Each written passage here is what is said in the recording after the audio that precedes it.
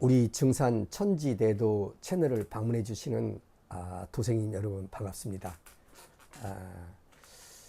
우리가 지금 진인의 탄강이라는 그런 그 제목으로 하감 이중성 선생님의 그 일생에 대해서, 특히 1928년 무진년의 그 도문 기도로부터 있잖아요.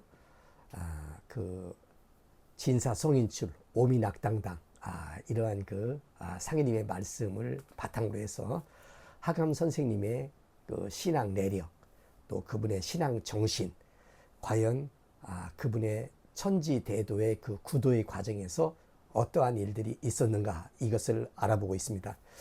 지난 시간에는요 1934년 갑술년에, 여기 있잖아요, 갑술년에 이때 이제 박금곡 주지를 매개로 해서 하감 선생에게 용봉 독존 석갑을 그 친필이 전수되었던 그 내용에 대해서 같이 말씀을 나눠봤습니다. 자, 이번에는요 그 상기님께서 어천하시기 하루 전날 1909년 음력 6월 23일 날 밤에 박공우 제자 박공우를 구리골 약방으로 불러들여서 앞으로 오는 이 괴질병의 대세와 이것을 극복하는, 여기서 인류를 구원하는 의통인패에 대해서 이렇게 그 뭐랄까 비밀스러운 명을 내리시거든요. 자, 이때 이제 상계님께서는 박공우한테 상계님 어천하신 이후에 20년 뒤의 일이에요. 무진년 동지에 이 기도하면서 너에게 나의 이 상계님의 천지공사에 대한 성훈성적 또는 뭐 성언성적 다 좋습니다. 이것을 물으러 오는 사람이 있다. 그 사람에게 내가 이렇게 너한테 가르쳐준 이 의통인패 제작법과 그리고 네가 이제 의통인패를 만들어 두었다가 이제 전하도록 하라라는 이런 명을 내리시거든요. 그래서 이제 이 의통인패의 그 제작법의 전수, 그리고 이제 박공우 종도가, 이 제자 박공우가 만들어 놓았던 그 의통인패가 어떻게 이중성 선생에게 전수되었는지 하는 내용에 대해서 오늘 말씀을 한번 같이 나눠보도록 하겠습니다. 이 내용은요 워낙 그 하감 이중성 선생님의 그 삶에서 가장 그 중요한 부분이 되기 때문에 제가 막 그냥 이인수 선생님 그 아드님으로부터 들은 내용을 그냥 이렇게 말씀을 쭉 이렇게 뭐랄까 이렇게 말씀을 드리기보다도 있잖아요. 워낙 중요한 내용이기 때문에 제가 이제 이인수 선생님으로부터 쭉 여러 번의 그 만남을 통해서 전해드린 내용을 메모하고, 그리고 이제 나중에 이것을 책으로 내게 될 때 선생님한테 다 그 선생님한테 들은 내용을 가지고 책을 쓴 거잖아요. 그렇기 때문에 여기는 제 개인적인 사견이나 상상이 들어가서는 안 돼요. 이인수 선생님이 아버지로부터 들은 내용 그대로가 들어가줘야 되잖아요. 그래서 제가 이제 이것을 책으로 이렇게 문장을 엮어서 이인수님한테 갖다가 보여드렸어요. 또 이인수님도 제가 책을 쓴다는 걸 알았기 때문에 그 쓴 원고를 가지고 와라 이렇게 말씀하시더라고요. 당연히 갖다 드려야죠. 이것은 역사의 그 있는 그대로의 사실을 갖다가 이렇게 전해야 되기 때문에. 그래서요 그 선생님이 다 이것을 일일이 이중성 선생님에 해당되는 부분은 다 읽으셨어요. 아주 꼼꼼하게 읽으시고, 그리고 좀 약간 사소하게 이렇게 잘못된 것은 또 한 8가지 정도는 지적해 두시더라고요. 뭐 큰 내용은 아니었지만, 그러나 이 인수 선생님이 이러한 부분은 내가 이런 식으로 내가 이렇게 말을 했는데 조금 말이 좀 잘못된 것 같다, 뭐 이런 내용이 있잖아요. 그래서 그런 것을 또 일일이 교정을 봐서 이렇게 나온 내용이기 때문에 이 부분에 대해서 제가 이제 이 책을 가지고, 왜냐하면 워낙 중요한 내용이기 때문에 요거를 같이 말씀을 드려보도록 하겠습니다. 그렇기 때문에요 이 판박수식 책자가 중요해요. 이것은 말이 아니라 글로써 이렇게 기록한 것이기 때문에, 말이라는 것은 한번 뱉어버리면 들었지만은 어떻게 하늘로 날아가 버리고 말잖아요. 기억이만 남는 거잖아요. 그렇지만 글이라고 하는 것은 있잖아요, 딱 찍혀서 10년, 100년, 1000년, 만년을 간다 이겁니다. 그러니까 그래서 이제 이 상계님께서도 서보라는 글씨, 글이 보배다, 책이 보배다, 이런 친필을 이렇게 내려주셨던 것 같아요. 여기서 이제 이 제목이 있잖아요. 몇 쪽이냐면은 어디예요 이게? 자, 몇 쪽이냐면은 45쪽이에요. 이 제목이 뭐냐면은 박공우의 의통인패 전술을 고사하다. 1240 경진년 이렇게 실물 의통인패를 박공우가 하감 이중성 선생에게 이게 전술을 하려고 했는데 이렇게 이중성 선생께서는 이것을 사양하셨어요. 고사하셨어요. 이렇게 사양을 뛰어넘어서 굳이 그것을 받지 않겠다 하는 것을 고사라고 그래요. 자, 잠깐 읽어보겠습니다. 세월은 상계님의 천지공사를 따라 동양과 서양에서 큰 전쟁을 치르며 무정하게 흘러갔다. 그렇죠. 1214년, 18년 1차 세계대전. 그리고 이제 1237년인가 중일전쟁이 일어나고 이제 그 뒤로 그것이 이제 동양과 서양에서 이제 2차 세계대전으로 확산되는 거 아닙니까? 당시는 상계님께서 천하의 일꾼으로 내세운 일본이 동양에서 서양 제국주의를 몰아내고 동남아 곳곳으로 팽창하던 때로서 한반도는 일제치하 일정기였다. 이렇게 미군정기 일정기, 저는 이 표현을 쓰고 있습니다. 1937 정충년에 하감의 아내는 아들 인수를 낳았다. 그러니까 이 인수님이 태어나신 해는 1937년 정충년이었어요. 하감은 정읍에 거주하며 하루 일과를 새벽부터 잠잘 때까지 꽉 짜놓고 태울주를 비롯한 각종 주문 수련과 수집한 상계님의 성언 성적 말씀 공부에 주력하였다. 나중에 이제 이 인수 선생님이 이제 어릴 때 이제 유아기 때 빼고 있잖아요. 6살 이후가 되면서 이제 6살 때 이제 모친께서 돌아가시고 이제 두 누님과 자기하고 이제 아버지하고 이렇게 이제 집에서 정부에서 살았잖아요. 이때 이제 하감 선생의 일상의 삶을 얘기해 주시더라고요. 이거 뒤에서 한번 말씀드리겠습니다. 워낙 중요한 거기 때문에 아드님은 저한테 이렇게 말씀하시더라고요. 제가 용봉 독존 석갑을 글씨는 어떻게 이렇게 전수되었습니까? 의통인패 실물은 어떻게 전수되려고 했었습니까? 라든지 이런 걸 자꾸 관심을 갖고 그랬는데 이 인수 선생님은 뭐라고 말씀하시냐면은 그것도 물론 중요하다. 그러나 아버지의 하루하루 일과의 삶이 어떻게 전개됐다는 것이 더 중요하다. 그 속에서 아버지의 신앙 정신을 이렇게 읽어야 된다 하면서 그거를 말씀해 주신 게 있어요. 이 책에다 써놨어요. 먼저 잠깐 말씀드리면은 하감 선생은요 하루 24시간이잖아요. 그 일과를 꽉 짜놨다는 거예요. 그 일과의 틀 속에서만 시간을 갖다가 낭비하지 않기 위해서 이렇게 하루하루를 보내셨다는 거예요. 대충 9시에 주무셔가지고 새벽 2시에 일어났다고 합니다. 그리고 이제 자제분들은 새벽 3시에 일어났고, 그러니까 그때 일어나서 이제 아침에 청수 모시고 태울주 읽고 주문 읽고 아침 식사하고 또 무슨 공부하고 하는 것이 쫙 어떤 틀이 정해져 있대요. 바로 이걸 말하는 거예요. 자, 하감은 정읍에 거주하며 일과를 새벽부터 잠잘 때까지 꽉 짜놓고 태울주를 비롯한 각종 주문 수련과 수집한 상계님의 성언 성정 말씀 공부에 주력하였다. 그렇죠. 당연히 이제 천지공사에 수집한 재료를 가지고 세운공사, 교훈공사, 이 말씀은 무슨 뜻, 상계님의 전체 천지공사가 어떻게 흘러간다, 이런 내용이 있잖아요. 하감이 내왕하는 사람들은 상계님을 직접 모으신 제자분들과 각 교단의 지도자, 교주급 인물들이었고 주로 과거 독립운동할 때 친분을 쌓았던 사회적 인사들이었다. 원래 이제 하감 선생은 무진 동지가 되기 전에는 독립운동을 아주 여러 해 동안 이렇게 김구 선생과 김구 주석과 아주 가까운 사이에서 있잖아요. 많은 그때 독립운동할 때 쌓았던 또 인맥들이 있을 거 아닙니까? 이제 이 사람들이 이제 정읍의 하감 선생님의 집에 이렇게 내왕하였고, 그리고 이제 특히 또 하감 선생은 단체를 안 만들었잖아요. 교단을 안 만들었어요.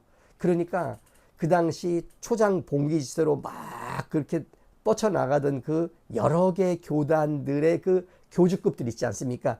지도자급들, 그들 사이에서는요, 신도 쟁탈전이 일어났을 때요. 그러니까 다른 교단들에 대해서 이렇게 우호적인 관계만 볼 수 없는 거죠. 그런데 하감 선생님은 어느 교단에서도 이렇게 환영을 받았다는 거예요. 왜? 하감 선생은 단체의 교주가 아니기 때문에, 단체를 만들지 않았기 때문에. 그러니까 거기서는 경쟁 상대자가 아니었다는 거죠. 이제 이 말씀이에요. 이렇게 해서 이제 하감이 내왕하는 사람들은 상계님을 직접 모으신 제자분들과 각 교단의 지도자 교주급 인물들이었다. 하감은 동서 신구하게 밝았기에 조화조 하나님이신 상계님의 천지공사에 대하여 폭넓고 깊이 이해하게 되었고, 그렇죠. 당연히 이제 그걸 팔아 깊이 팔아. 그걸 이제 이렇게 이해하게 되었고, 서서히 경전 편찬의 뜻을 세워 준비하고 있었다. 뭐 교단 만들어 교주돼 가지고 거기서 뜻을 펴는 게 아니고 있지 않습니까? 당신님의 어떤 그런 사명을 알게 되었다 이런 말입니다. 하감의 상계님에 대한 신앙심과 경외감은 해가 갈수록 더욱 깊어졌다. 그럴 수밖에 없어요. 어린 시절 물놀이 갔을 때, 어머니가 위도하셨을 때 그 직접 현신하셔가지고 그 어떤 그 뭐랄까 어떤 자기를 구해주고 그 법방을 알려주셨던 그 바로 그분이 누구였냐? 그분이 바로 증산 상계님이었다는 거 아닙니까? 그러니까 이 하감 선생의 정신세계 속에서는요 뭐가 있냐면 이게 있어요. 상계님께서 언제나 늘 나와 함께 계신다. 나의 일거수일투족을 다 내려다보고 있다. 이거를 언제나 잊지 않고 있었다는 거예요. 하감 선생님은요. 저는 그렇지 않아요, 여러분. 물론 뭐 다른 분들은 또 그런 분이 있는지 모르겠지만 저는 쉽지 않다고 봐요. 아드님의 그 말씀에 의하면은 아드님은 아버지가 돌아가실 때가 22, 23살이었거든요. 그러니까 아버지를 너무나 잘 가까이에서 이렇게 지켜봤기 때문에 아버지의 신앙 정신, 신앙 모습 이것을 알잖아요. 그리고 이제 다른 교단들의 그 어떤 행태, 그 교주님들의 그런 어떤 신앙 모습을 보면서 아드님은 이제 뭐 겸손하게 말씀하시지만은 우리 아버지처럼 그렇게 상계님을 지극정성으로 신앙한 사람은 없을 것이다 이렇게 말씀하시더라고요. 저는 그 말씀을 통해서 이 말씀을 느낄 수 있었어요. 나의 도 아래에서 혈심자가 한 사람만 있어도 나의 일은 이루어지리라 이렇게 일심자, 혈심자를 말씀하시잖아요. 저는 하감 이중성 선생님이라고 생각합니다. 자, 1240 경진년이 되었을 때 원평에 있던 이남 박공으로부터 정읍에 있는 하감 이중성에게 전갈이 왔다. 박공호 이 제자님은요 1876년생인가 이렇게 돼가지고 이 1940년 경진년에 겨울에 돌아가셔요. 이때가 이제 만으로 64세, 우리 나이 이제 65세 이 무렵에 돌아가셨던 것 같아요. 하감 선생은 정읍에서 이렇게 거주하고 있었고, 그리고 이제 박공호 이 종도님은 원평에서 거주하고 있었어요. 그 전에 이제 두 분은 굉장히 가깝고 서로가 선생님이라고 칭하면서 있잖아요. 박공호 송도께서 21살이나 연장이셨지만 하감 선생한테 말을 못 놨다 그래요. 이 선생이라고 칭하고 박 선생님이라고 칭하고 이렇게 존댓말을 썼다 그래요. 자, 1240년 경진년이 되었을 때 원평에 있던 이남 박공으로부터 정읍에 있던 하감 이중성에게 전갈이 왔다. 중요한 일로 상의할 것이 있으니 시간을 내어 꼭 한번 와달라는 것이다. 뭐 지금이야 뭐 핸드폰으로 문자 메시지 보낸다든지 전화하면 되지만 그건 지금 문제고요. 그때는 농경사회고 아직 우리나라가 근대화가 안 됐을 그런 때 아닙니까? 그러니까 사람을 보내가지고 꼭 한번 들려달라 원평으로. 자, 하감은 조만간 찾아뵙겠다고 답신했다. 그런데 그에 따라 찾아오는 사람이 많고 일일이 응대하다 보니 그만 타이밍을 놓치고 말았다. 이제 못 갔다는 거예요. 일부러 못 간 게 아니라 어찌어찌 하다 보니 자, 늦여름으로 접어드는 시기에 이남 박공호가 직접 정읍으로 하감 이중성을 찾아왔다. 그러니까 이때가 이제 이남 박공호 제자님이 64살, 5살 무렵이었기 때문에 그때 64살, 5살은요 그때는 나이가 아주 많을 때예요. 이제 기력이 쇠했을 때죠. 이렇게 이남은 이미 64살의 인생 말기의 노년이었다. 하감은 이제 자기가 가겠다고 해놓고 못 찾아갔으니까 얼마나 죄송해요. 미안하지 않습니까? 하감은 어찌하다 보니 찾아뵙겠다는 약속을 지키지 못했음을 사과드리고 어떤 일로 찾아오시게 되었는지를 정중히 여쭈었다. 서로 마주 앉은 방 안에서 이남은 간절한 음성으로 이렇게 이중성 선생에게 말하였다. 이제 그 말씀을 했다는 거예요. 이제 아드님이 들려주시더라고요. 아버지가 이런 얘기를 했다고 그러더라. 이렇게 말씀을 이렇게 하셨기 때문에 제가 그것을 이제 전해 듣고 이렇게 정리해서 여기다 책에서 쓴 겁니다. 뭐라고 했냐면은 이 박공우 이 제자께서 이 종도께서 오셔가지고요 이렇게 말을 했다는 겁니다. 내가 이제 늙고 병이 들어 세상 살아갈 날이 얼마 남지 않았소.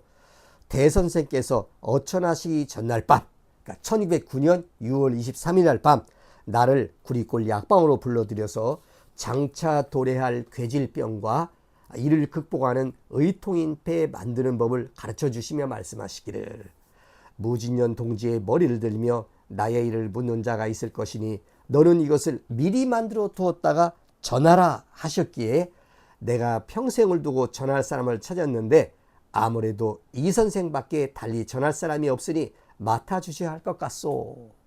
내가 하루가 다르게 몸이 쇠약해지고 있고 지난번 이 일 때문에 원평으로 와 주십사 했던 것인데 바쁜 일이 있어 오질 못하는 것 같아 나로서는 더 이상 지체할 수 없어서 왔소이다.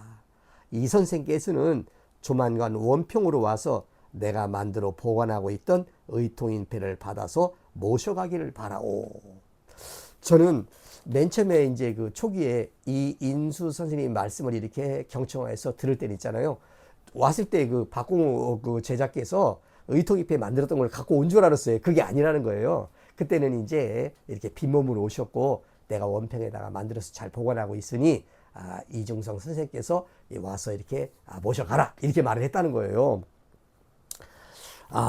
참 그러니까 이걸 보면요 이 박공호 그 종도님도요 굉장히 신중하신 분이에요. 왜냐하면은 무진동지에 기도하여 나의 일을 묻는 자가 있으니 이 의통인패 제작법도 알려주고 만들어놨던 의통인패를 전해주라고 했지만은 그 박공우 종도님이 이중성 선생에게 의통인패 그 제작법 있지 않습니까? 이상호 선생한테는 한두 가지는 얘기해주지 않았다 한 그 말도 하면서 전해주었던 의통인패 제작법은 1930년 31년 이 경호 12년 이때 말씀해 주셨다고 그래요. 근데 이때 말씀해 주시면서 사실은 박공호 이 종도님은 자기가 만들어 놨던 의통인패가 있었거든. 그거를 안 전해 줬어요. 그래서 결국은 이것을 자기가 이제 죽음이 가까웠을 때 1940년 경진년에 그렇잖아요. 이제 나이 드는 사람이 쇠약해지고 알 거 아닙니까? 박공호 그 종도님도 내가 이제 죽는구나. 그러면 이것을 내가 전해주고 죽어야지. 전해주고 죽어야지. 이렇게 해가지고 이제 이렇게 찾아왔다는 겁니다. 그러니까 이 박공우 이 종도님도 굉장히 신중하시고 사람을 지켜봤던 것이고 그럴 거 아닙니까? 상기님의 이 어떤 참 네 입술에 곤륜산을 달아라 자신을 믿었기 때문에 이렇게 자신한테 이것을 뭐랄까 심부름을 시키신 것인데 그러니까 이제 결국은 돌아가시는 그 해에 결국은 자기가 죽음을 감지하고 이것을 전해줄 사람은 이중성 뿐이다 이런 얘기예요.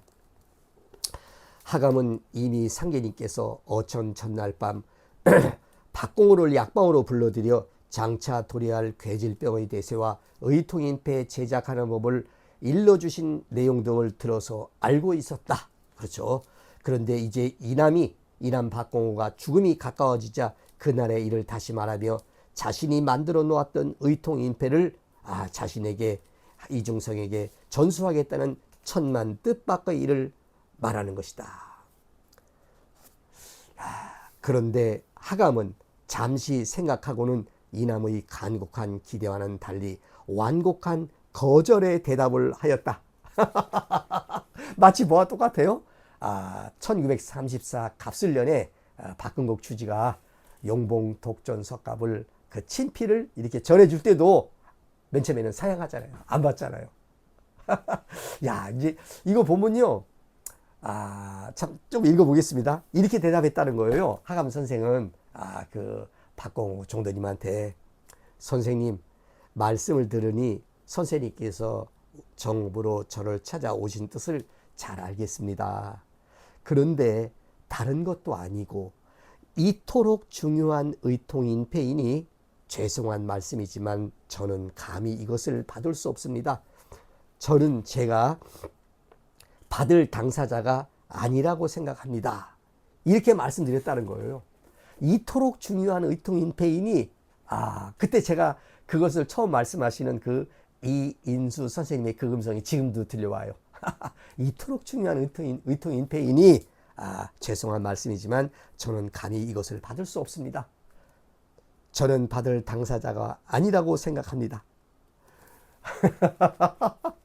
야, 물론 저도요 이 말씀을 처음 듣고 그 뒤로도 몇 번 또 이렇게 다시 또 말씀을 이렇게 그 경청해서 들었거든요. 들을 당시에는요 이 말씀의 의미가 금방 와닿지 않아요. 이것을 이제 제가 이제 그 집에 가서 또는 이제 그 제 숙소로 와서 이것을 다시 한번 이렇게 녹음한 것을 듣고 있잖아요. 나라면 어떻게 했을까? 또 다른 그 일반 증산 교단의 교주님들이라면 어떻게 했을까? 이런 걸 생각해 보잖아요. 그럼 여기서 저는 아닙니다. 안 받겠습니다. 이렇게 하기는 좀 뭐랄까. 맨 처음에는 그렇게 할 수 있을까? 근데 이제 그 다음에 두 번, 세 번 하면 아이고 제가 받겠습니다. 뭐 이렇게 했을 텐데 하감 선생은 안 했다는 거예요. 그러니까 하감 선생님의 그 어떤 뭐랄까 정신 세계 이제 이게 뭔지 이제 우리가 연구해 보는 거죠. 그러니까 박봉호 제자님이 종도님이 하감 선생의 이 말씀 저는 받을 당사자가 아니라고 생각합니다. 이러니까 박봉호 종도님이 이렇게 말씀하셨다는 거예요. 아니 이 선생 이게 무슨 말씀이요?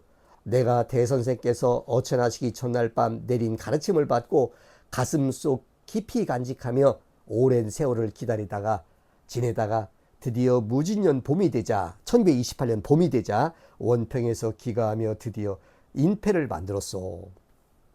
그리고 무진년 동지의 머리를 들고 나타나 대선생님의 행적을 묻는 자가 있을 것이라는 말씀을 잊지 않고 마음속에 새기며 기다렸는데 과연 시간이 흐르고 나서 알고 보니 그날 보천교 동지치성에 참석하며 정읍에 처음 오신 분이 이 선생 말고 또 누가 있었단 말이오.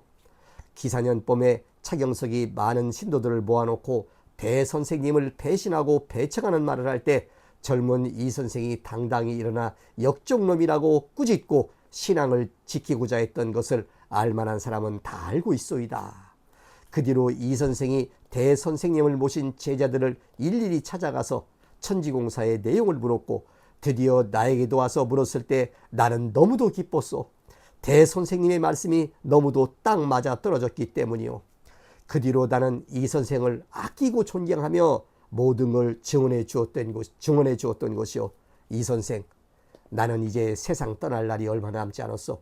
내가 만들어 보관하고 있던 의통인패를 전해주어야 할 분은 다른 누구도 아닌 이 선생이시니 사양하지 말고 받으시길 바라오. 이렇게 말씀하셨대요. 박공호 종도님이. 자, 이남의 간곡한 제안에 하감 이중성은 어찌할 바를 몰랐다. 그러나 하감의 생각에 이토록 중요한 의통인패인데 전해준다고 해서 덥석 받을 수 있는 그러한 단순한 선물이 아니었다. 그러니까 이미 이 당시에 그 하감 이중성 선생은요, 종도들로부터 들은 모든 그 서훈성정 말씀을 쭉 정리해서 있잖아요. 이것을 연구하고 궁구하고 이것을 이제 경전에 넣을 수 있도록 이것을 나름대로 어떤 그 구도를 짜고 있지 않습니까? 공부했을 때예요.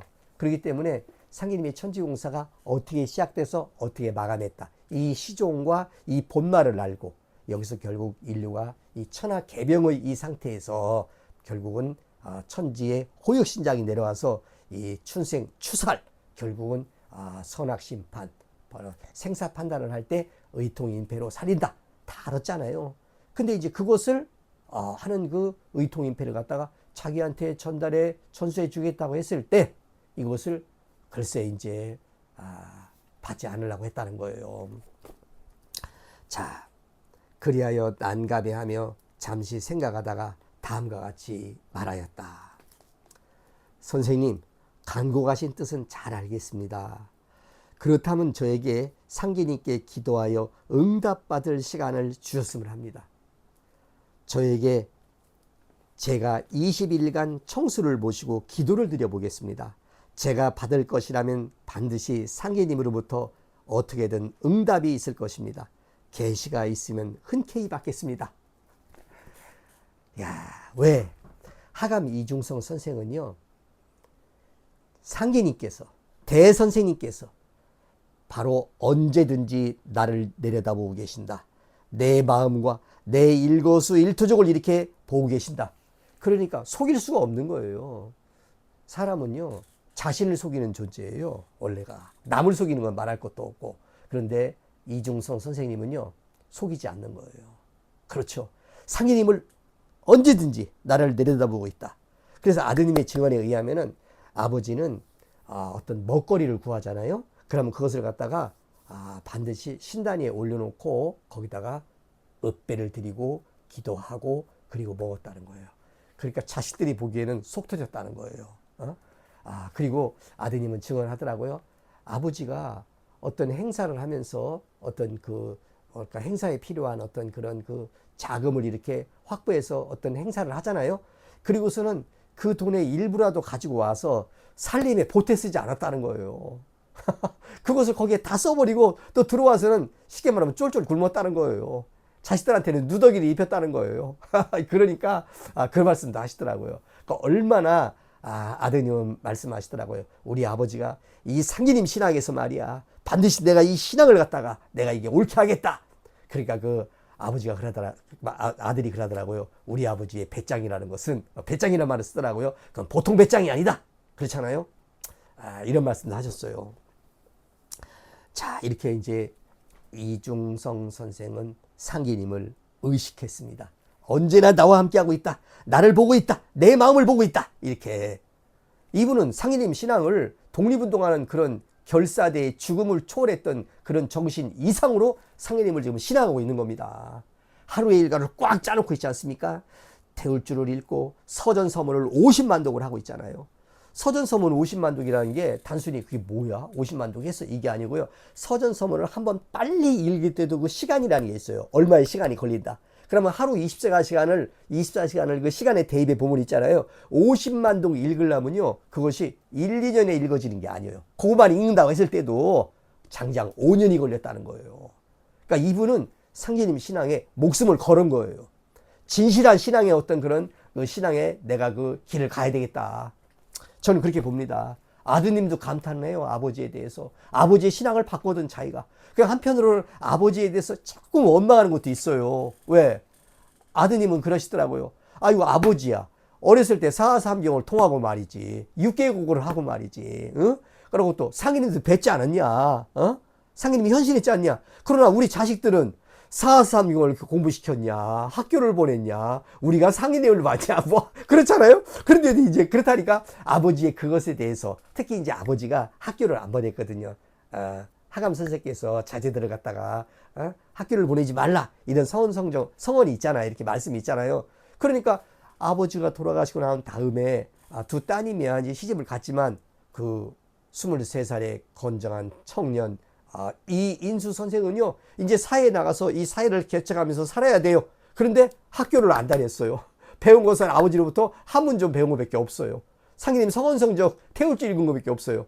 태울주 읽은 것이 사회에 나가서 쓰입니까? 그러니까 아버지에 대해서는 그 아버지의 신앙의 모습과 그 신앙의 정신과 그 성경신을 존경하고 하면서도 한편으로는 아들로서 약간의 원망감은 있죠. 그것도 말씀하시더라고요. 자, 이남은 박공우는 하감이 즉시 받지 않는 것에 다소 실망했지만, 그렇죠. 만약에 저라면 어떻게 했을까? 전해준다 그러면은 받았겠죠. 보통 사람은 사실 나는 받고 싶진 않은데 하면서 받았을지도 몰라요. 이남은 하감이 즉시 받지 않은 것에 다소 실망했지만 평소 그의 겸손한 인품과 상기님을 지극히 경외하는 깊은 신앙심을 잘 알고 있었기에 이러한 태도를 이해할 수 있었다. 한편 하감이 상계님께 기도하면 반드시 긍정의 응답이 꼭 있을 것이라는 생각이 들었다. 이남은 말하였다. 뭐 안 받겠다는데 어떻게? 그러니까 이제 기도해 보겠다는데 그래도 이제 여지가 생긴 거잖아요. 박공호 종도는 이렇게 말씀했대요. 알겠소이다. 기도드리면 꼭 응답이 있을 것이라고 믿소이다. 내가 21일 기도가 끝난 이후에 다시 찾아오리다. 이렇게. 자, 그래서 이남 박공호 성도는요, 그 노쇠한 몸을 이끌고 다시 원평으로 돌아갔어요. 하감은 21일간 정성 공부를 하며 기도하며 상계님께 응답을 구했습니다. 원래 하감 선생은 늘 청수 모시고 기도하고 하루 일과가 꽉 짜이 돼 있던 분이에요. 삶 자체가 기도고 정성 공부였어요. 근데 이제 주제가 생겼잖아요. 자, 그리고 시간이 흘러 기도 공부가 끝나고 나자 이남이 다시 찾아왔다는 거예요. 그러니까 박공호 제자님은요, 종도님은요, 그렇죠. 자기가 좀 있으면 이제 세상을 떠날 때가 가까우거든. 상인의 명이 있었거든. 무진동지에 기도하며 묻는 자에게 의통인패 제작법도 알려주고 네가 만들었던 의통인패도 전해줘라 했다는 거 아니에요. 그러니까 이제 어떻게 해요. 상인님을 굳게 믿었던 박공호 제자는, 박공호 종도님은 그 전해줄 당사자를 일평생 찾고 원래 알고 있었지만 결국은 자기가 죽기 전에 이제 그것을 전해주려고 하는 것입니다. 찾아왔어요. 이제 말을 했어요. 이 선생 어떻게 되었어? 대선생님의 응답이 있었소? 하고 이렇게 말을 했습니다. 다급한 이남의 물음에 하감은 공손하게 말하였다. 선생님, 죄송합니다. 제가 정성을 다해 기도를 드렸지만 아무런 응답이나 계시가 없었습니다. 선생님은 저를 지목하여 전하려 하시지만 저는 그 당사자가 아니었습니다. 이렇게 말을 했다는 겁니다. 그러면은 이남 박공호 종도님은 그 마음이 어떻겠어요? 이 말을 듣자 이남의 마음은 한없는 실망감으로 무너져 내렸다. 사태가 뜻밖의 여기에 이르자 갑자기 앞이 캄캄했다. 그렇죠. 앞이 캄캄한 거예요. 대낮에도. 저도 이런 앞이 캄캄했던 경험을 일생에 한두 번은 해봤어요. 막 그냥 제 마음대로 되지 않을 때 있잖아요. 막 그냥 캄캄해지더라니까요. 그거예요. 제가 볼 때. 인생 말년의 이남에게는 하루하루 죽음의 그림자가 다가오고 있었다. 이남 박공우의 판단에 의통인패를 전할 사람은 오직 한 사람 이중성뿐이었다. 그러나 하감은 상제님의 계시가 없기에 받지 않겠다고 하니 그만 아무런 방법이 없었다. 크게 낙담하고 실망한 이남 박공우는 결국 발길을 돌려 원평으로 되돌아오고 말았다. 이것이 팩트예요.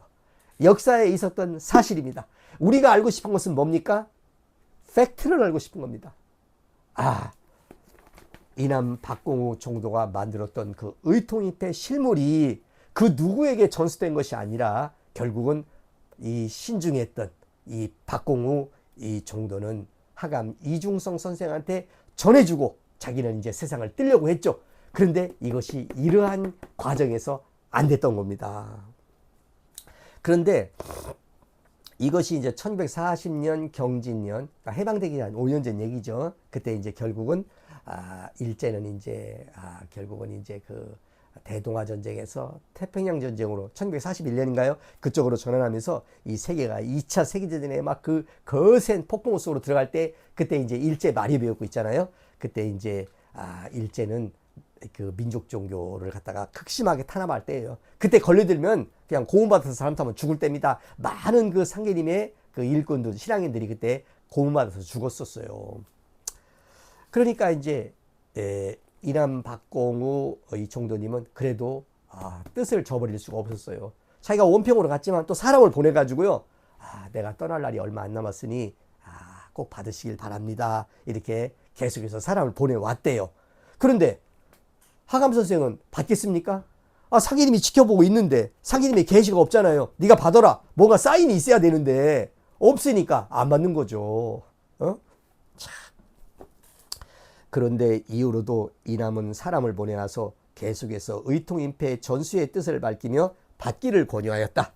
조만간 세상을 떠날 것을 예감하는 이남 박공으로서는 애가 타는 일이었다. 대선생께서는 분명히 무진동지에 기도하며 천지공사의 성원 성적을 묻는 자가 있으니 그에게 전하라고 하셨고, 자신이 아무리 둘러보아도 의통인패를 전할 사람은 하감 이중성 한 사람뿐이었다. 이제 이남에게는 세상 떠날 날이 임박하고 있었다. 하지만 하감 이중성은 상기님의 계시가 없으므로 받지 않겠다고 하니 박공우의 속은 바짝바짝 타들어갔다. 1940년 경진년 그 한 해 동안 있었던 일 있지 않습니까? 이남 박공우 성도는 전해주려고 하고 하감 이중성 선생은 안 받겠다고 하고, 이 과정에서 있잖아요. 이 1년이 지나가는 겁니다. 여기서 이 박공우 성도가, 박공우 제자가, 박공우 종도가 얼마나 가슴이 타들어갔겠습니까? 자신은 이제 인생 말년에 죽음의 그림자, 이제 곧 세상을 뜰 거거든요. 그러면 자기가 그토록 믿고 따르고 굳게 믿음을 지켰던 그 대선생님이 분명히 전해라고 그랬는데 자기가 못 전하고 죽으면 어떻게 돼요? 이게 안 되거든요. 이렇게 원래 이 주먹이 센 사람들은 의리로 사는 거거든요. 바로 박공우 이 종도님. 이남의 계속되는 권유에도 하감의 마음은 변하지 않았다. 평소에도 매일같이 청수를 모시고 기도하는 신앙생활의 연속이었으나 상인님으로부터 어떠한 응답이나 계시가 내려오지 않았기 때문이다.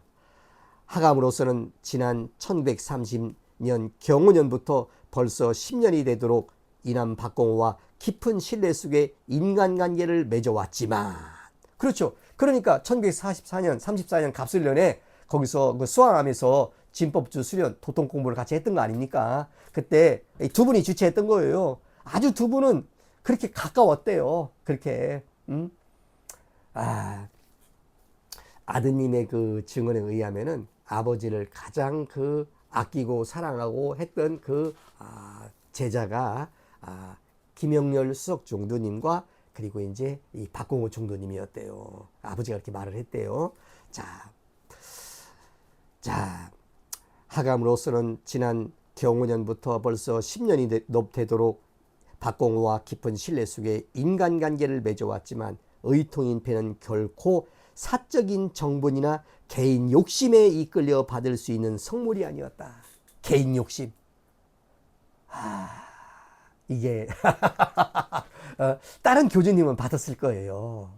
나는 그렇게 생각해요. 뭐 저도 그래요. 죄송합니다. 뭐 어쨌든지 간에 사양하겠지만 그렇습니까? 그럼 제가 받도록 하겠습니다. 보통 그랬지 않았을까요? 그렇습니까? 이렇게 전해라고 하셨습니까? 전가요? 하고 이렇게 야, 근데 이제 이중성 선생은 안 받아요. 상인님을 경외하거든. 나를 내려다보고 있거든. 이렇게 알거든요. 그러니까 우리는 누구한테 점수를 따야 되냐면요, 다른 사람한테도 점수를 따는 것도 중요해요. 인망이 있어야 신망을 얻는다, 이런 말씀이 있지만 사실은 상인님으로부터 이렇게 뭐랄까 인정을 받아야죠. 이 인수 선생님은 그러시더라고요. 대두목이 아니더라도 일반 동석이라도 상인님이 임명해 주면 그게 진짜 동석이다, 이런 말씀 하시더라고요. 그러니까 이중성 선생님은 이제 이렇게 상인님을 이렇게 뭐랄까 진심으로 믿는 분이었어요. 자신이 진정으로 의통인패를 전해받을 당사자라면 어떠한 방식으로든지 상인님의 계시가 있어야 한다고 생각했다. 이중성은 정녕 상인님을 경외하는 진실한 신앙인이었던 것이다. 그러면은 우리는 지금까지 어떻게 알고 있었습니까?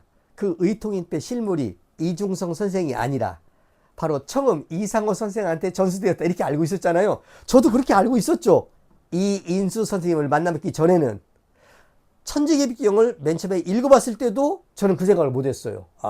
의통인패는 박공호 정도님으로부터 청음 이상호 선생에서 전수되었겠지, 그게 맞겠지 생각했는데, 결국은 1916년 4월 21일 날 이 인수 선생님을 찾아뵙고 그때부터 쭉 이렇게 말씀을 경청하고 교훈사의 진실을 알게 되었더니 아니었던 거예요. 그러면은 누구한테 전수되었냐? 청음 이상호 선생한테 전수된 것도 아니고 하감 이중성 선생한테도 전수된 게 아니었어요. 안 받았으니까. 이렇게 돼요. 거기 이제 그 몇 쪽이죠? 50쪽에 이남 박공우의 선화와 의통인패 행방. 우리 이제 알고 싶잖아요. 이제 이것을 이제 이인수 선생님이 들려주신 얘기예요. 얼마 후 그해 겨울 이남 박공우는 64세, 65세를 일기로 선화하였다. 당시 세우는 일제가 일으킨 대동아 전쟁과 태평양 전쟁의 소용돌이 속으로 빠져들었고 교우는 큰 침체기에 접어든다. 그러면서 5년의 세월이 흐르고 1645 의류년이 되자 일제가 물러가면서 갑작스럽게 해방을 맞이하였다. 그렇죠. 갑작스럽게. 이 세상의 이 흐름이 바뀌면서 이 한반도의 이 대한민국의 정세가 바뀌는 거잖아요. 이렇게 시루떡이 바깥에서 안으로 이렇게 익어 들어오면서 우겨 들어오면서 있잖아요. 그때도 그렇고 지금의 이제 이 개벽의 마지막 어떤 그 시간에도 그렇고 저는 그렇게 봅니다. 1945년 의리년이 되자 일제가 물러가면서 갑작스럽게 해방을 맞이하였다. 도수 돌아다는 대로 세기틀이 열리리라. 세운도 그렇고 교운도 그렇고 자 이렇게 새 시대가 도래합니다. 해방이 됩니다. 하감은 그동안 모아놓은 천지공사의 재료를 가지고 천지개벽경 지필 작업에 온갖 힘을 쏟았다. 그래가지고요, 하감 선생은 1947년에 46년인가요, 47년인가 있잖아요. 그때 이제 뭐냐면은 천지개벽경 서문을 씁니다. 서문 쓰신 날짜가 그 무렵이에요. 그러니까 제가 볼 때는 이미 서문을 쓸 정도라면요, 이 본문의 틀을 다 만들어 놓았다는 것을 이미 생각할 수 있어요. 제가 볼 때는. 하감이 생각할 때 자신이 만난 대선생님의 제자들 가운데서 한평생 변치 않고 초지일관의 굳은 믿음을 지킨 분은 단연코 한 사람 이남 박공호 성도뿐이었다. 이 제자분들에 대해서도 우리도 좀 연구도 하고 제자들에게 맡겼던 그 도수와 사명 이건 이제 중요합니다. 제가 볼 때는 이 상기님께서 화천하신 이후에 그 믿음을 여러 제자분들이 다 굳게 지켰겠죠. 그러나 저는 이제 정도의 차이는 있다고 봅니다. 도중에 이제 믿음을 저버리고 완전히 배반하셨던 분, 예를 들어서 김광찬이라든지 신원일 정도 같은 분들은 이렇게 뭐랄까 믿음을 저버렸고요. 또 이제 어천하신지 화천하신지 10년, 20년, 30년 지나면요 믿음이 이렇게 좀 변질되는 거거든요. 근데 이제 하감 선생의 입장에서 볼 때는 이렇게 굳게 믿음을 지킨 분은 단연콘 한 사람, 이제 아드님한테 이렇게 증언했대요. 이남장 박공호 이 성도님이었다, 정도님이었다. 제가 볼 때는 이 김갑칠 이 정도님이 또 믿음을 변치 않고 이렇게 지켰던 것 같아요. 그것이 이제 어디에 나타나냐면은 그 경전 선생님께서 이 편술하신 도전의 그러한 모습이 보여요. 그 결국은 9년 천지공사 가운데 제자들이 수종을 들어서 천지공사를 갖다 봤던 그 8년 천지공사 있지 않습니까? 원래는 9년이죠. 근데 신축년에는 그것을 갖다가 참관한 제자가 없으니까, 그러니까 제자들의 입장에서 볼 때는 8년 천지공사죠. 그때 이제 이 8년의 전 과정을 또 처음부터 끝까지 함께 했던 그런 그 제자가 김갑칠 종도님 아닙니까? 그러니까 김갑칠 종조님에 대해서는요, 이 도전에 잘 실려 있어요. 상계님께서 하루는 김갑칠을 데리고 동구밖을 데리고 나가요. 그러면서 갑칠아, 오늘 내가 너한테 네 배필을 네가 데리고 살 여자, 너 결혼할 여자 내가 이렇게 정해주겠다. 그러니까 따라갔어요. 그러면 여러분 얼마나 가슴이 설렙니까? 다른 분도 아니고 바로 대선생님 상기님께서 나의 이 참 짝을 구해주신다니까. 그래가지고 상기님께서 김갑칠을 데리고 동구 밖에 나가가지고 쭉 보면서 저기 어떤 여자가 하나 있었어요. 갑칠아, 저 여자가 네가 데리고 살 여자다. 이렇게 말했다는 거예요. 딱 보니까 거지예요. 거지 여자예요. 여러분, 지금 거지와 그 당시 거지는 달라요. 그렇지 않습니까? 지금은 이 세상의 거지는 그래도 어떻습니까? 옷이라도 입고 신발도 신고 입고 이거 그래도 이렇게 차례 입은 거지가 뭘 얻어먹는다는 거 아닙니까?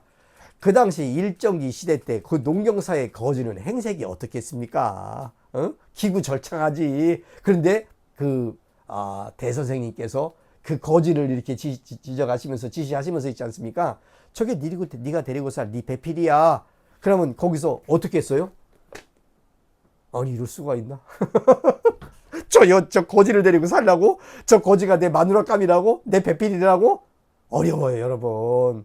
그런데 김갑칠 제자님은, 종도님은 어떻게 했어요? 상인님을 믿거든요. 나에게 왜 저 여자를, 뭔가 이게 곡절이 있고 이유가 있고 뭐가 있다. 그래서 그 여자를 같이 살았다는 거예요. 쉬운 얘기가 아닙니다. 아무리. 그래서 이제 거기서 아들 하나를 낳아요. 그 이름이 테일이에요. 또 공교롭게도. 그리고 이제 결국은 이제 그 여자분은 이제 일찍 돌아가시게 된대요. 그러고서 이제 결국은 김갑칠 그 종도분은 이제 다른 여자와 결혼을 했고, 그리고 이제 먼저 그 거지 여자와의 사이에서 나온 그 테일은 결국은 나중에 이제 아들 7을 낳았다는 그런 얘기가 있더라고요.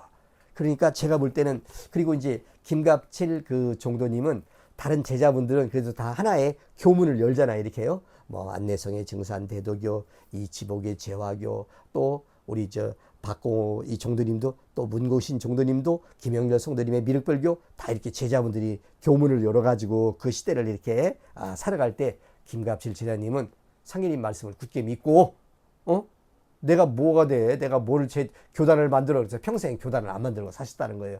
그걸 보면은 이 거지 여자를 데리고 살아라 했을 때 있잖아요. 거기서 뭐랄까, 상인님 말씀에 순응하지 않습니까? 그 말씀 드리니까 구리골 그 안동김 씨의 그 제자분들 중에서 김영렬, 김자현, 김갑칠이 있어요. 이분들이 그 경전이 많이 나오잖아요. 그 중에서 좀 일찍 돌아가셨던 분이 이제 김자연 그 종도님이신데, 김자연 종도님은 조금 또 믿음이 달랐던 것 같아요. 왜냐하면 제가 이제 경전을 분석해 보니까, 말씀을 분석해 보니까 1909년 3월 29일 날인가 23일 날인가 나와요. 도전에 자세히 실려 있어요. 그때 이제 김자연 종도님은 할머니가 돌아가셔요. 그러니까 이제 돌아가시면 이제 장사를 지내야 될 거 아니에요. 그 당시에 이제 김자연 종도님이 구리골 안동김 씨의 안동김 씨의 종손이셨대요. 김영렬 종도님하고 나이가 한참 밑이었지만, 그러니까 이제 상계님께서 김자연한테 구리골에 금강터가 있었잖아요. 거기다가 이제 저 금강터를 딱 이렇게 말씀하시면서 저기다가 네 할머니를 장사해서 모셔라 이렇게 얘기했대요. 예, 경전이 나와요. 대순정경도 나오고 천지개백경에도 나와요. 그랬더니 저기다가 장사해라. 그럼 어떻게 했어요? 이거 하나님이, 선생님이, 대선생님이 거기다가 모시라 그러면 그거 명당짜리 아닙니까? 얼른 모셔야지. 그런데 이제 김자연 성도님은 금강터거든. 거기 뭐 이렇게 뭐랄까, 자기가 볼 때는 명당 같지가 않거든. 그러니까 아이고 우리 조모님을 어떻게 저런 데 모십니까? 우리 선산에 모셔야죠. 그래서 이제 선산에 가서 모시게 돼요. 참 제가 그 경전을 읽어볼 때 좀 의아해요. 왜냐하면 다른 종도분들은요, 상인님한테 어떻게든지 명당 하나 받으려고, 명당 하나 얻으려고 그때 막 그냥 애쓰시는 장면이 나와요. 박공호 종도님도 그렇고 또 김갑칠 종도님도 그렇고 나오는데, 김자연 성도님은 청하지도 않았는데 상계님께서 야 저기다 네 할머니를 갖다 장사 지내 하고 이렇게 자리를 지정해 주면 있지 않습니까? 얼싸 좋다. 이게 쉽게 말하면 참 웬일이냐 하고 이렇게 해야 되는데, 김자연 성도님은 안 했어요. 어떻게 저런 데다가 내 할머니를 모십니까? 내 선산이 있는데 선산에 모셨다는 거예요. 그러니까 상계님께서 말씀하신 내용이 나와요. 화룡천년에 진용이 이르렀거늘. 화룡천년, 우리가 그림하자 용용자, 그림 속에서 용을 보잖아 이렇게요. 그런데 진짜 용이 왔어. 그 진짜 용이 누구예요? 상인님이에요. 그 용이라는 것은 천자, 상인님을 상징하는 거잖아요. 왔는데 화룡천년에 진용이라 해서 그 진용이 이르렀거늘 뭐랄까, 믿지 않는다 이거죠. 이 자리에다가 거기다가 할머니를 모시게 되면 청룡 황룡이 들끓어 올라.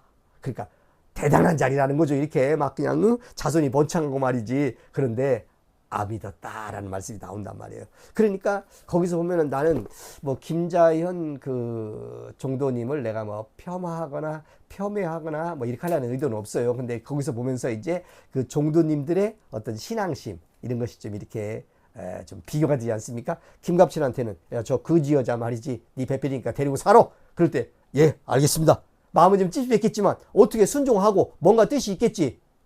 여기다가 네 할머니를 장사 지내. 아이 거기 그 금강터 말이지 그 허접스러운 곳에다가 뭐 허접스럽다는 표현은 안 나왔지만 결국은 김자연 성도님은 안 듣거든요.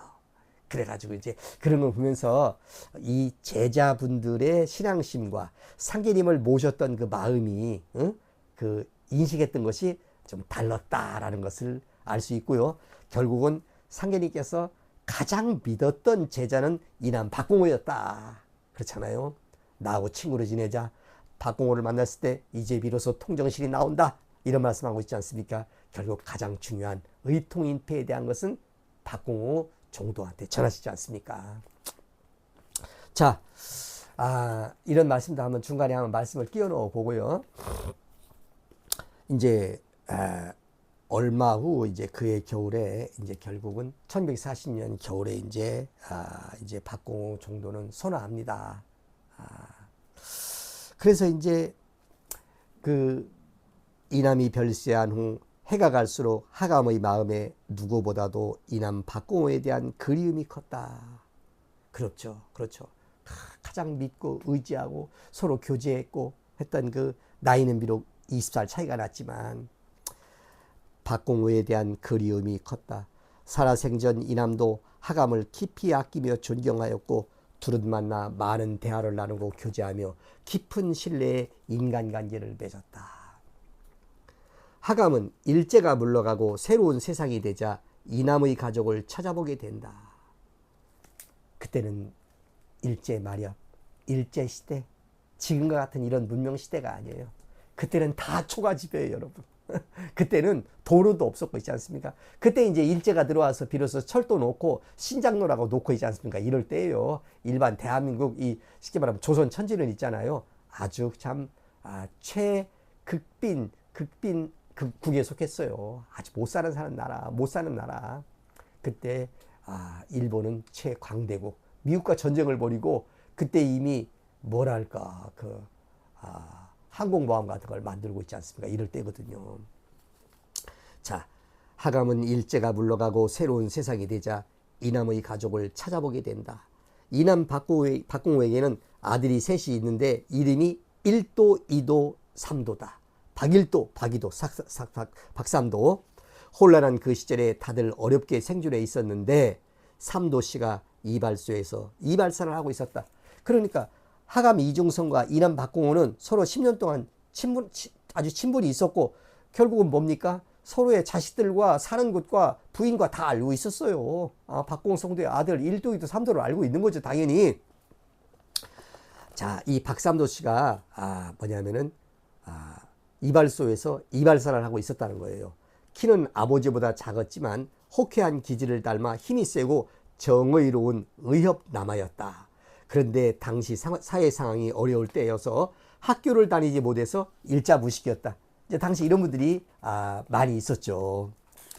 하감은 삼도 씨를 찾아 정업의 자신의 집으로 데리고 와서 함께 기거하며 큰딸 옥수로 하여금 한글을 깨우치게 한다. 5년 동안 같이 있었대요. 같은 가족처럼 있잖아, 이렇게. 그리고 어느 정도 시간이 흐르고 나서 삼도 씨는 하감의 사이가 되게 하였다. 그러니까 이제 한글 가르치면서 서로 가깝게 지내다 보면은 남녀라는 것은 붙어 있으면 결국 문제가 생기는 거잖아요. 뭐 그렇다고 보는 거죠. 이렇게 뭐 일부러 결혼해 이런 건 아니죠. 이렇게 자연스럽게 결국은 두 청춘 남녀가 이제 결혼하게 되고 이렇게 돼서 결국 뭡니까? 이 박공우 이 종도님의 셋째 아들 박삼도가 참 하감 이중성 선생의 큰딸 이옥수와 결국은 혼인을 하게 되는 거죠. 그러면 자연스럽게 이중성 선생과 박공호 성도는 사돈지간이 되는 거예요. 자, 이것은 하감이 얼마나 이남에게 애틋한 마음을 가지고 있었는가를 말해준다. 이로써 하감은 이남과 사돈지간이 되게 된다. 그러니까 언제 사돈이 된 거예요? 살아있을 때 사돈이 된 게 아니라 이남 박공호의 사후에 이렇게 세상의 흐름과 함께 그 사정의 변화와 함께 이후 하감은 이남의 부인으로부터 자신에게 전수하려고 했던 의통인패의 행방에 대해 듣게 되었다. 이제 사돈지간이 됐으니까. 이남의 부인은 본래 순창에 살던 부자 최 씨의 딸이었는데 원인을 알 수 없는 병에 걸려서 사경을 헤매고 신음하고 있을 때 지나가던 이남이 고쳐주고 나서 아내로 맞아들인 분이다. 이남과는 나이 차이가 있었고 어린 나이에 시집을 와서 상예림에 대한 신앙심은 그리 깊은 분은 아니었다고 한다. 그러나 이남과는 부부지간으로 아들 셋을 낳았고 누구보다도 이남이 세상 떠나는 날 정황을 잘 알고 있었다. 이남의 최씨 부인은 이남이 선호하던 그날을 이렇게 증언하였다. 박공우 이 종도님은요, 상계님께서 만국대장 박공우, 신대장 박공우 이렇게 이제 뭐랄까 임명해 주시고, 야 만국대장이 말이지 비는 안 맞고 다녀야 되지 않겠냐. 그래서 어떠한 그 신도의 법방을 알려주시고, 뭔가 이제 이 박공우 종도님은 뭔가 어떤 그 나름대로의 어떤 뭐 크고 작은 조화법이 있었던 것 같아요. 그러니까 이 사경을 헤매던 그 순창의 부자 최 씨의 딸을 이렇게 낳게 해주고 결국은 이제 본인이 같이 데리고 살았어요. 이제 그런 얘기예요. 자, 이제 그런데 이제 결국은 이 부부지간 사이에서 아들 셋이 나왔고, 그렇잖아요. 그 이제 셋째 아들이 하감 선생의 큰 딸과 이 결혼해서 사돈지간이 되고, 자, 이제 그 박공호 성도님이 선화하던 1940년 경진년 겨울의 그날을 이제 부인이 이제 이렇게 증언해 준 거예요. 누구한테? 바로 이중성 선생한테. 그리고 이제 이인수 선생도요, 이남 박공호 성도가 돌아가실 때의 그 정황에 대해서 자기 누나의 시어머니니까 같이 이렇게 서로 교류하면서 살았으니까 얼마나 가깝습니까? 물어봤죠. 그래서 이 인수 선생님도 이 이남장 박공호 제자님이 종도님이 돌아가실 때 얘기를 그때 그 자기 누나의 시어머니로부터, 그러니까 이남 박공호 종도님의 부인으로부터 몇 번 들었대요. 이 얘기를 아버지로부터 듣고 또 장모님 그 부인한테서 듣고, 이남이 선화하던 1940년 경진년 겨울 그날은 눈이 아니라 비가 왔다고 한다. 그러니까 이제 날이 푹했던 것 같아요. 방 안에 누워서 앓고 있던 이남은 일어나서 안방에서 부엌으로 통하는 작은 문 옆에 흙벽을 파고는 보관하고 있던 의통인패를 챙겼다. 그러니까 옛날에 이렇게 이제 집이 있으면 이렇게 있으면 있잖아요. 이제 그래서 이제 안방이 있으면 안방 옆에 부엌이 붙어 있잖아요. 그러니까 이제 그 부엌으로부터 이 안방으로 밥상이 들어오는 또 조그마한 문이 있잖아요. 저도 어릴 때 그런 구조를 기억하고 있어요. 이제 안방에서 이쪽으로 나가서 부엌으로 가든지, 또는 뭐 안방 이쪽으로 또 이제 잘 안 쓰는 문이 있지 않습니까? 있든지 없든지. 근데 이제 요 안방과 붙어 있는 부엌에 그 밥상이 들어가는 그 조그만한 문 옆에 흙벽. 그때는 무슨 뭐 브로커벽이 아니고 흙벽 아닙니까? 흙벽에다가 그것을 파고는 거기다가 이제 보관하고 있던 의통인패를 이남 박공호 종도님이 챙겼다는 거예요. 그러니까 거기다 보관하고 있던 거예요. 그러니까 자기가 이제 그 뭐랄까 1940년 죽음을 예고한 그 해 있잖아요. 와가지고 하감한테 와가지고 원평으로 와서 내가 보관하고 있던 것을 이렇게 모셔가라, 이거였던 거예요. 거기 보관하고 있던 거 이제 그거를 챙겼어요. 이제 결국은 이남장 박공호는 그거를 챙겨가지고 부엌문을 통해서 뒷마당에 있는 장고방, 이제 장고방이라고 이 인수 선생님이 말씀하시더라고요. 그러니까 이제 전라도에서는 장고방이라고 하는 것 같아요. 우리는 보통 장독대 이렇게 했는데 장고방으로 갔다. 잠시 후 뭔가 딸그럭거리는 소리가 났고 비가 오고 있는 가운데 무슨 작업을 했는지 얼마의 시간이 흐른 뒤 이남은 방으로 돌아와서는 2시간 정도 있다가 선화하였다고 한다. 그날 비가 왔어요. 이남 박공우는 그날 자기가 죽을 걸 알았어요. 그러니까 어떻습니까? 근데 이 의통인패는 보관하고 있는데 아무한테도 못 전해줬어요. 자기가 전해주려고 했던 사람은 이중성이었습니다. 그런데 이중성은 안 받겠다고 하고 있지 않습니까? 어떻게 해요? 결국은 자기가 이제 쉽게 말하면 처리하고 거기다가 뭐 그냥 흙바람벽에다가 거기다가 놓고 이렇게 죽을 수는 없잖아요. 그러니까 이제 박공호 총독는 그것을 챙겨서 결국은 그 부엌 뒷문으로 해서 장독대 장고방으로 가가지고 부인이 들으니까 비가 오고 있었는데 뭔가 딸그락거리는 소리가 났대요.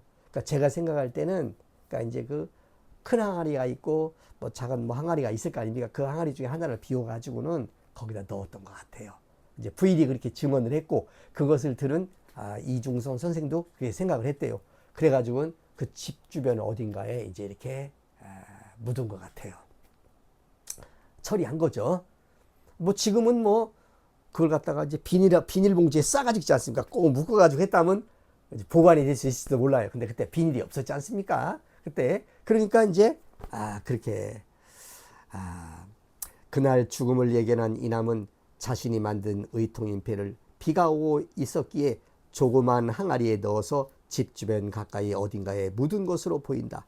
부인도 그렇게 증언하였고 이를 들은 하감의 생각도 그러했다. 그렇다면 의통인패는 결국 그 누구에게도 전해지지 않은 것이 아닌가. 안 전해진 거예요.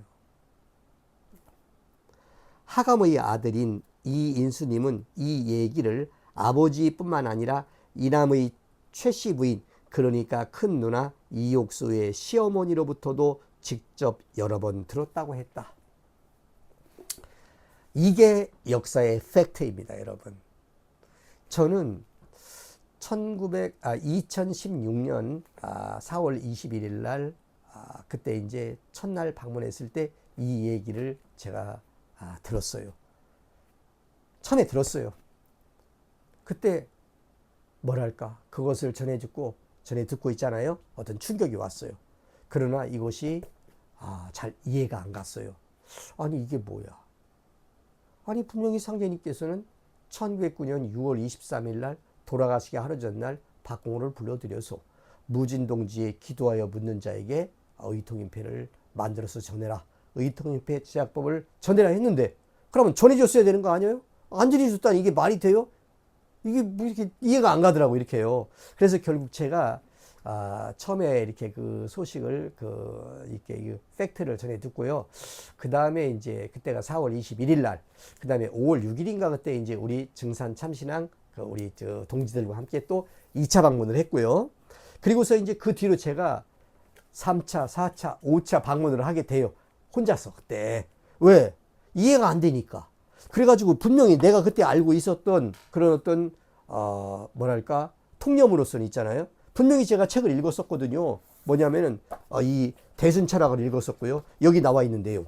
그리고 이제 이정립 선생이 편수를 하셨던 이 증산교사의 이 내용. 여기는 그렇게 안 써 있어요. 분명히 활자로 있지 않습니까? 안 써 있는데 아드님은 그렇게 말씀하시고 있거든. 이인수님은 전혀 다른 얘기를 하고 있지 않습니까? 그러니까 저로서는 이게 생각의 맨 처음에 정리가 잘 안 되죠. 안 됐잖아 이렇게요. 이제 그래가지고 이제 다시 이제 3차, 4차. 저도 이것 때문에 그때 말은 참 뭐랄까 생각의 혼동 속에서 있지 않습니까? 이 실체를 좀 알기 위해서 제가 이제 이렇게 좀 뭐랄까 이제 노력을 하게 됩니다. 자, 이 얘기는 다시 때가 또 편을 달리해서 말씀을 이어나가도록 하겠습니다.